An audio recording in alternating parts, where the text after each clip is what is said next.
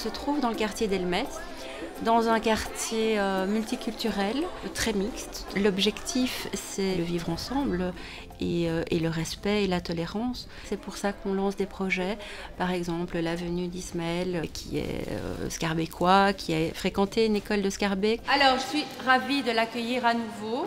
Comme la fois passée, c'est toujours un immense plaisir de l'accueillir. Et je vous laisse entre ses mains et entre ses lignes. Ouais. Alors, vous savez pourquoi je suis venu aujourd'hui ou pas? Pour parler de son livre et faire une lecture du livre École 10, où il raconte le quotidien d'un élève scarbécois. En fait, c'est une histoire que j'ai écrite il y a quelques années.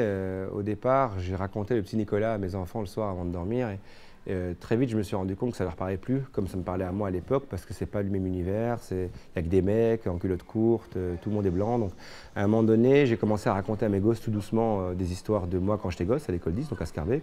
Et non seulement je me rendais compte que ça leur parlait, mais quand leurs potes, qui eux n'étaient pas d'origine étrangère, mais venaient dormir avec eux à la maison, ça leur parlait à eux aussi. J'étais en 5e primaire, je crois, quand j'ai changé d'école et que je suis arrivé à l'école 10. Alors, je peux commencer à vous raconter ou pas?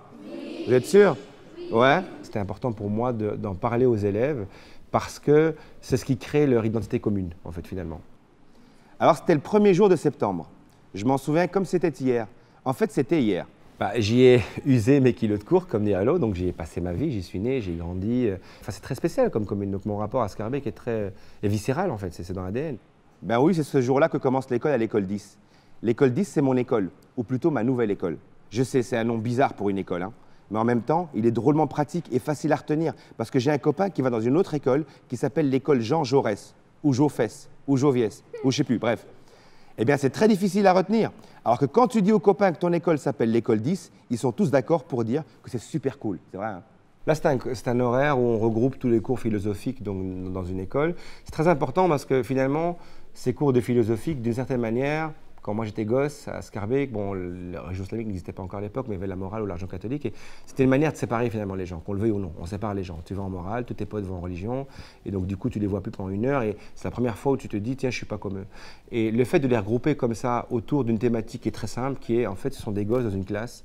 Il y a un noir, il y a un blanc, il y a un musulman, il y a des cathos, il y a des athées, enfin il y a de tout, qui ont comme dénominateur commun le fait qu'ils soient scarbécois. Les autres, ils jouent aux billes, mais Dédé, il est resté avec moi. T'as pas envie de jouer aux billes? Ben non, j'ai pas de billes et les copains, ils veulent pas. Moi, j'ai une bille. Viens avec moi. Je suis sûr qu'ils vont nous laisser jouer. Depuis ce jour, plus personne ne m'a traité de cafard. Et je me suis fait des tas de copains. Mais mon meilleur copain, ça restera pour toujours, jusqu'à la fin de la vie éternelle. Qui ça? Voilà. Et je trouve que c'est fort, en fait. C'est fort de se dire, tiens, il y a quand même une identité qui a réussi à se créer. Merci. Et voilà, ça leur parle, hein?